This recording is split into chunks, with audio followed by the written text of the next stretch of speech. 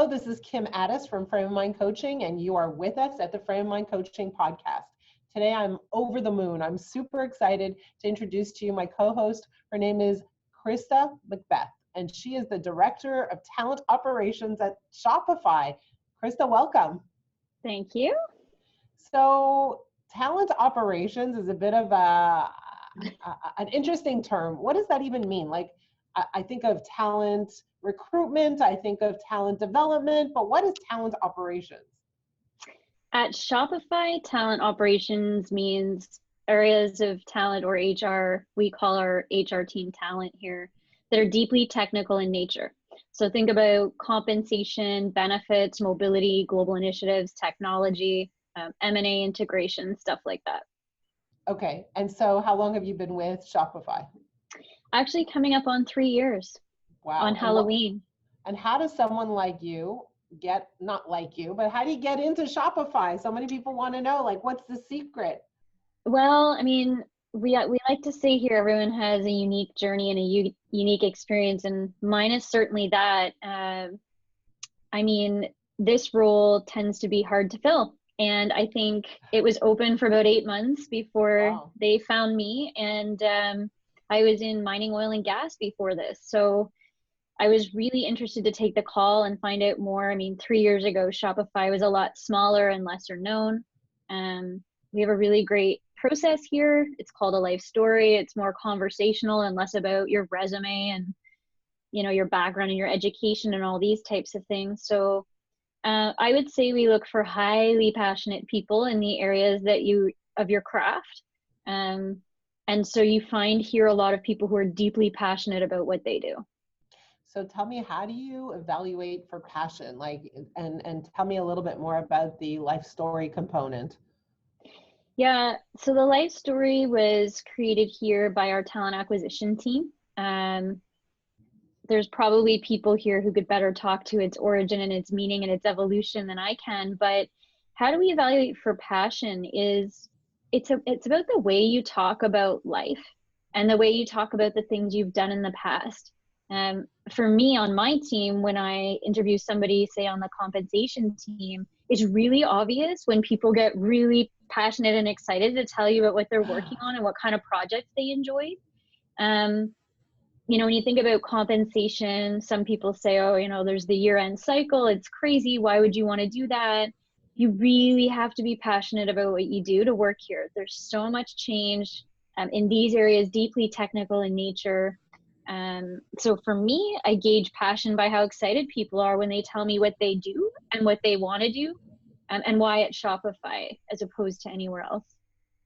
So I'm really interested in the concept of passion, because at the end of the day, like, I run a coaching company, we coach senior leaders, and what we really want to do is kind of line up their passion. Well, first we want to ignite their passion. Like, it's in there, we just kind of want to wake it up a little bit, and then we want to line up their passion with what it is that they do on an ongoing basis.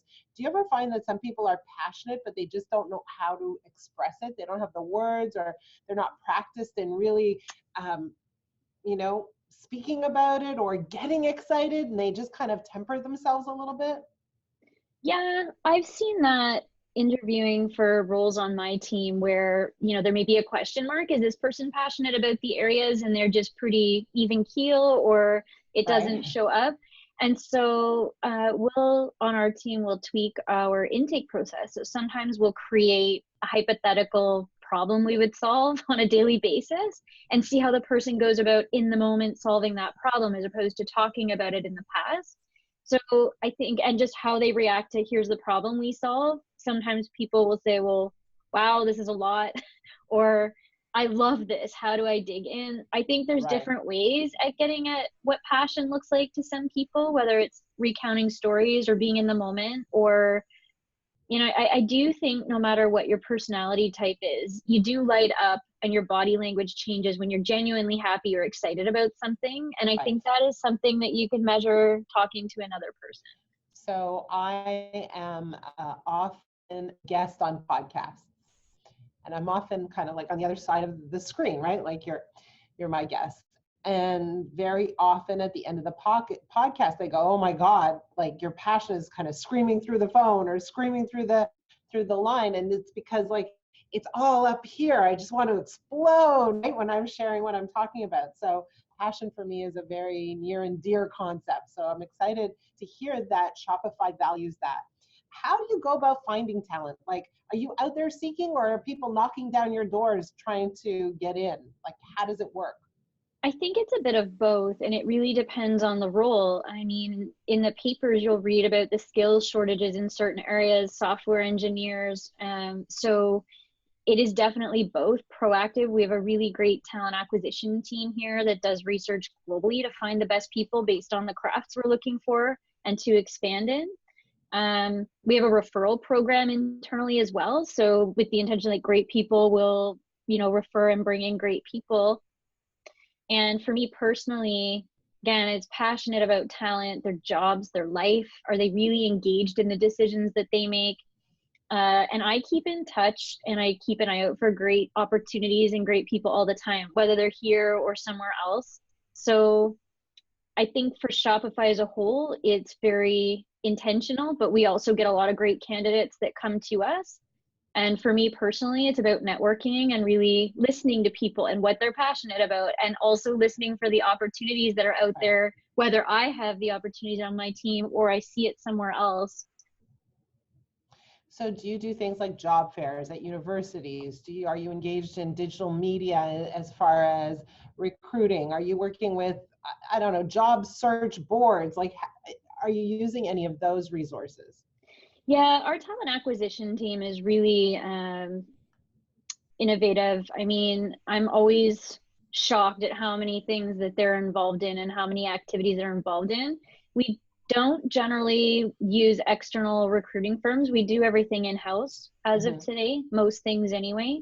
But yeah, if there's job fairs, mostly it's big conferences we like to set up at. So if our people are speaking at conferences, we like to send our people there too, to be on the ground and search for great people. Right. Oh, interesting. So rather than having like a booth, they're just sort of milling about. That's interesting. And like, I mean, you talk a lot about passion. Is there anything else you're looking for? Is experience necessary? Are you doing any type of assessments to figure out whether or not their skill sets are a match? Like, how do you know they're a fit? Yeah, I mean, I think it's about, we talk a lot about self-awareness. We talk a lot about authenticity, bringing your best self to work, but bringing your whole self to work. Engagement, innovation. We really want people, you'll never hear us say here, that's the way. Why do we do it this way? Because we've always done it this way. You're never done. And there's always, no, it kind of isn't. It's just not something you'll hear people say. Right. But yeah, a good fit. We have values here. So be impactful, which is why we like to ask stories about how passionate you were or how impactful you've been in your role, in your community. Experience, it depends on the role, right? Like if you're hiring so on the compensation team, one thing I personally don't care about is education. So it's education or experience equivalent. Like I've seen some of the most impressive people come, with no education. They have spent their life learning on the ground, and that to me is okay. And to Shopify is more than okay as well. So it's not the traditional break out your resume to justify your resume. It's really about, okay, how impactful do we think that you can be here? How much do you care about the audience you're serving? So we're here to serve our merchants, talent's here to serve our employees and our merchants. How much do you value those relationships? We make great decisions quickly. You have to around here. So do we think you'll be able to do that? So sometimes, depending on the role on my team, we'll create these scenarios to see how people think through the problem. So give me an example of a scenario, if you can. So, I mean, I have this whole scenario. I mean, I'll let me just think for a second. A lot of times we talk about innovation in the total reward space. And one of the things that comes up is most companies have a salary range or a total reward structure by country. Well, what if we threw that out and had a global range and everybody was on the same structure? So that might be a question I'll put out to see how someone can think through, what would be important to think about? What kind of environment might that work in? Or what kind of audience might that work for? And what would be the pros and cons? And what would be the ultimate recommendation? And what I'm looking for there is engagement. So ask me a bunch of great questions, Right. and let's see high level whether that's something that we should consider doing. So you're also trying to evaluate how they think through a Yeah, problem, absolutely. whether or Yeah. not they're asking the right questions, whether or not they can think on their feet, all of that, Yeah. right? Yeah. Very, very Yeah. interesting. That's a tough question. Yeah. But Yeah. for somebody who's passionate about the compensation space, you should see the people that light up on that, because it's so interesting to think it through. Right. That's very interesting. So what do you think differentiates top performers from others? Is it the passion piece, or is it something else? I think it's really these things I started naming, which are our values. Our top performers are impactful.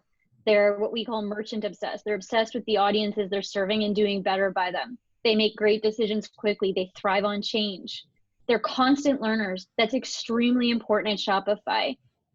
One thing I've really valued is that I think I underestimated coming in was just the opportunity to grow as a human. And the expectation that you want to grow as a human. You don't just come in here and expect to just not evolve and grow and rethink some of the things, your strong views on things. So a constant learner, someone who's willing to receive feedback and be stronger for it, and people who build for the long term. It's a very fast growing company, but we're playing the long game here. So people who can see into the future and help us anticipate what we need to do. So go back to your comment about people who thrive with change. So Mm-hmm. That's not easy to find. Normally people resist change. I do a lot of work in the area of helping leaders not only embrace, absorb, and kind of funnel change down the line. I mean, how do you find people who love change? How do you find people who thrive in change? Well, I think there's different kinds of change. So I think there's the type of change that may impact you personally or your career or your lifestyle. It's more the change that maybe the strategy we were leaning towards yesterday tweaked and we have to pivot and move towards something else tomorrow. Or for me, I can get bored in a career or in a role where it's hold the line and maintain programs. Right. So I would consider myself a disruptor. I come in, I'll redesign, I'll dig things up. And if you're someone like that, where you like the challenge of different projects and different problems, you can't predict your tomorrow. This is the kind of environment where people like that thrive. Now, we know based on research, humans don't thrive in environments where they're reporting to this person yesterday and this person tomorrow, or, their office is relocating. But there are some of those changes that go on here too, but it's more about the work and what we need you to do and how we need you to think through problems. Right. That kind of change. So yesterday I was in Ottawa. I was running a workshop. I work with leaders and I help them learn critical coaching skills. And on the way back, I was sitting beside this woman who was a trade commissioner for Canada. And she was talking about how the whole entire government of Canada is changing. So the topic of change came up, and how there's a great deal of resistance, change resistance. And I started to talk to her a little bit about it, and I'm curious to hear what you think. But I shared with her that people resist change because fundamentally they expect the negative outcome, like they expect it to be bad, right? And even the unknown feels bad to them because in their minds they kind of jump ahead and they say it's going to be worse than it is now. That expectation of a negative experience. And so I think to myself, you know what, like as a child, I don't know if you like dresses as a child, but if your mother said, hey, I just bought you a new dress, that's a bit of a change. You would be excited about it, right? Because you would anticipate something good, something exciting, something pleasurable. And part of the problem when we work on change management is the idea that like we're not really setting people up for an expectation of something positive. We kind of scare them with the idea of change. And so part of the job of leaders is to say, okay, so there might be a change. Here's why we're changing, but here's the vision, here's the expected outcome that people can embrace and get excited about rather than feel fearful about. Would you agree with that? Yeah, I think for me, change management is a lot about communication and transparency. And at Shopify, we have a philosophy that we call default to open internally. So all of our employees are considered insiders. We're all subject to blackout periods of trading equity as a result. So, change is hard on humans. Even here at Shopify, we change quite a bit. Our people, I'd say on the whole, thrive well on certain types of change. But when we do have, the company's been very intentionally built with sort of long ingrained values. So you try to change something like that, it can be really hard. You have to really come to the table with why the future state is better than the current state, or how we got here may not get us to where we need to be next. Right. So, it's not always easy to make change here, but I would say based on everywhere I've worked, it's if you have the good business case or the right problems you're solving and the right data informed approach, the change will happen for sure. And people generally get behind it because we're pretty transparent about why. Yeah. So let's talk about, you mentioned about, when you come to Shopify, there are lots of opportunities for personal development. Do you have any formal opportunities? Like, how do you really develop your leaders? Is there training? Is there coaching? Is there something at play that you implement on purpose to help your leaders develop? Yeah, so I was really surprised when I got here about how many resources that we do provide people, whether it's leaders or everyone else. So we have it used to be a 5-day onboarding program when I got here. It's now 3 full days of onboarding in terms of our culture, our tools, how things work, where to find information. We provide e-learning and degree pathways, so people who have specific skill sets they want to hone can go in and curate their own experience and their own learning opportunities. We have podcasts internally that our executives and others do on a weekly basis. We have town halls every week, so for an hour, the entire company gets together to listen to what's up and coming for Shopify. Interesting. I would say every quarter we have hack days. So we take 2 or 3 days off to focus on a problem that's burning or really exciting to solve, and we form cross-functional groups and we try to solve those problems. There's own your own development, so everybody has a certain amount of money they can put towards external conferences or something they really want to learn. We have a book bar, so our leaders spend a lot of time reading and growing themselves, and they'll recommend the top books that they think everyone else should read based on what you're trying to work on, and those books are free for people, or you can go expense them for the e-version.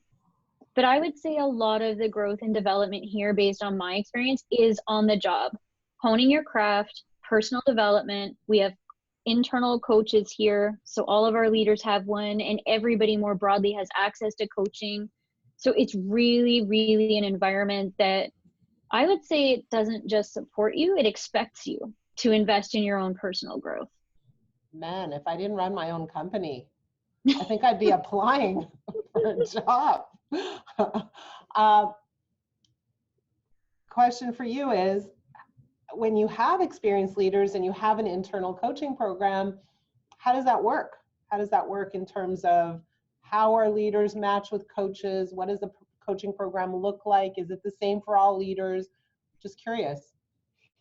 I don't think it's the same for all leaders. I've had a coach now for the better part of my 3 years here, and she and I agreed to a cadence that we would meet weekly for an hour, see how that went. Some weeks it's a bit heavier, some weeks we can't quite get together.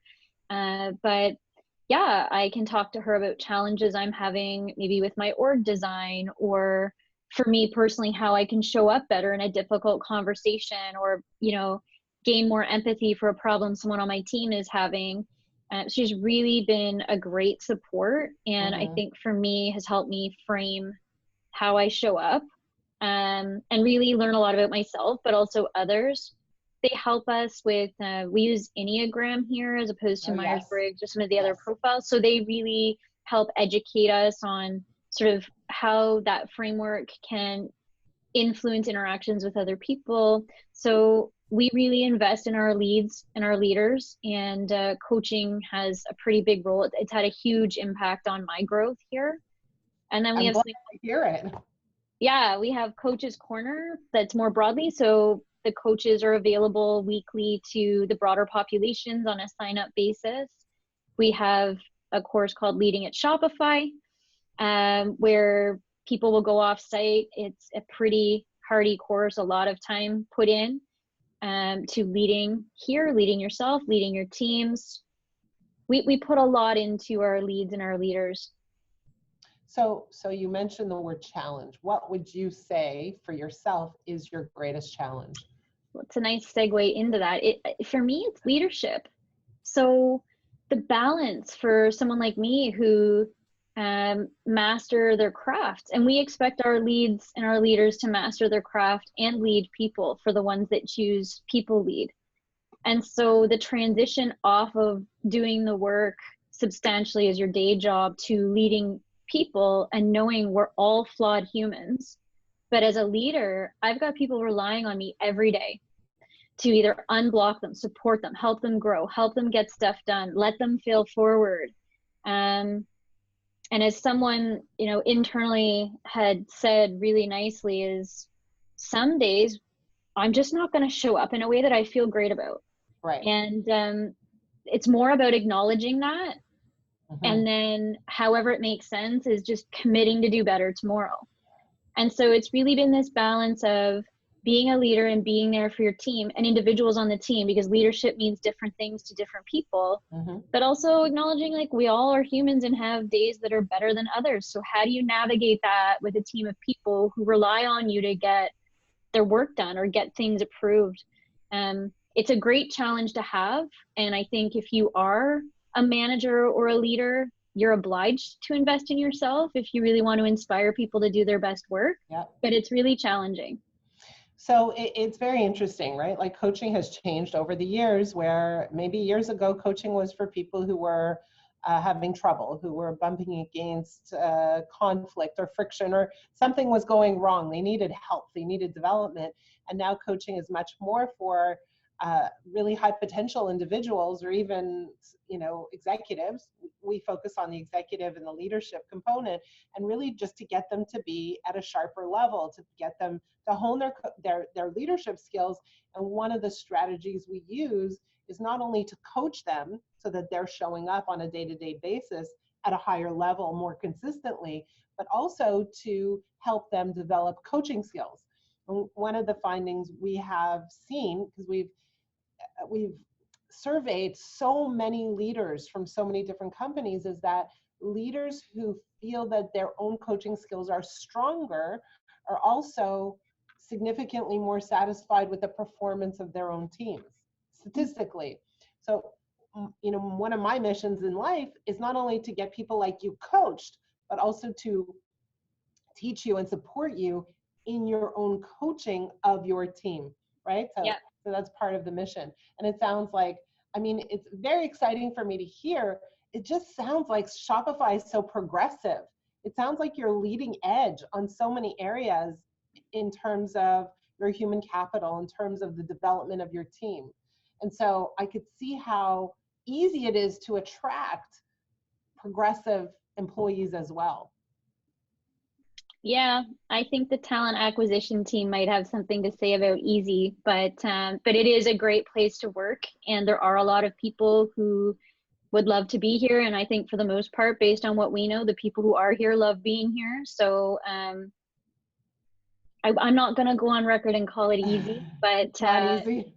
But as word spreads that people are enjoying their jobs, that's how you build your employer brand. And I would say in Canada, we have a pretty good one.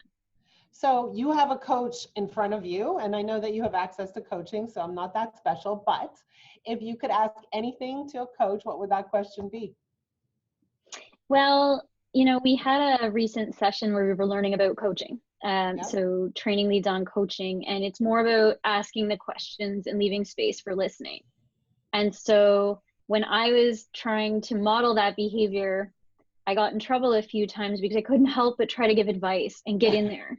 Right. And so I guess my question to you would be, how do you balance, do you feel the urge to also get in there and give advice, or do you find you're able to sit back and ask questions and navigate through those conversations without doing that? And how do you do that? Good question. So why don't I start here? I will say to you that leaders fall into three key mistakes when they try to coach people. Number one is they jump to solutions, exactly what you're suggesting, because leaders typically think quickly and they just want to solve problems and they just want to move along. And that's what leaders do. And so what happens is, that's great because the solution is on the table. But what happens is we're not really teaching people how to work through problems and get to their own solutions. And also we're assuming that just because we think it's a great solution, that that person will automatically pick it up and run with it. And so that's problem number one. And it's actually problem number three. Problem number one is that leaders tend to focus on behaviors instead of beliefs.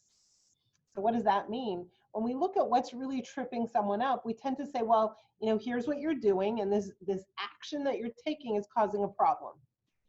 Except that first we think and then we take action.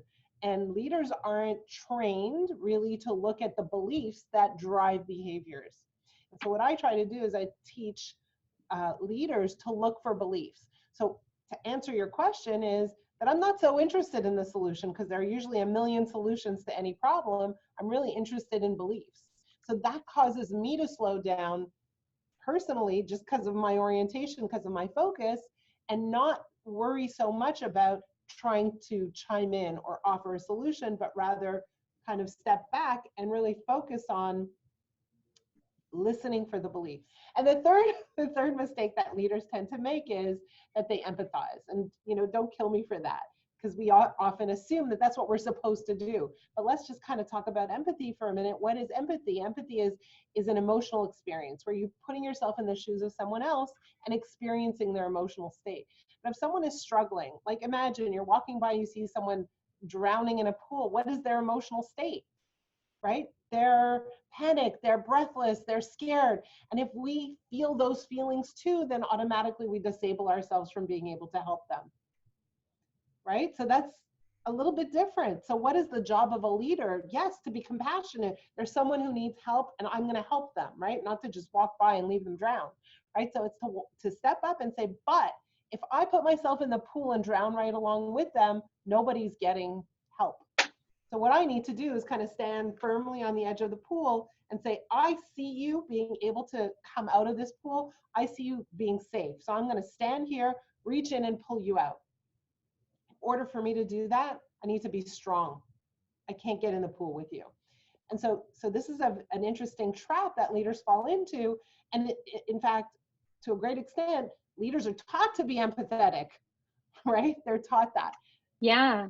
Yeah. So in any case, so I'm sharing with you a little bit of the way that I see leaders trying to do their best to lead and to coach, and where they get into trouble and show up less than their best, not because their intentions are off, but because their intentions are great and they're just making mistakes that they are unaware of, right? Yeah, that's super interesting. Well, Krista, I love talking to you. I am so grateful that you're spending this time with me and that you're sharing what's going on with Shopify. I think a lot of people are going to be super interested. I can't wait to post it online. And I just want to say thank you for your time and your story and all of your insights. Thank you so much. Thanks for having me, Kim. It's been fun.